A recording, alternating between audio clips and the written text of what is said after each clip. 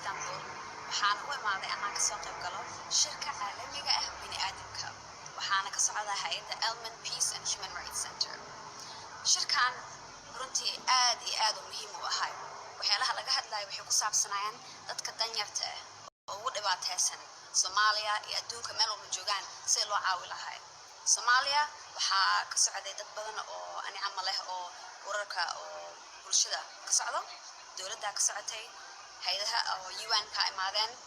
Soomaaliyana si fiican loo matalay waxaa jira event gaar ah oo Soomaaliya bas laga hadlayo tana waxay tusaale ahayd si Soomaaliya ugu faa'iideysay shirkan muhiimka ah dowladda Soomaaliya ballanqaadyo badan ee gashay ummadda Soomaaliyeed sida kor u qaadi lahayd wax loo qaban lahayd UN-ka hay'adaha caalamiga international community oo dhan waxay bandhigeen anay ka go'an tahay inay Soomaaliya wax u qabtaan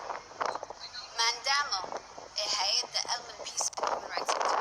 ee aad iyo aad ka shaqeyso sida loo horumarin lahaa awoodda iyo xuquuqda dumarka ee gabdhaha Soomaaliyeed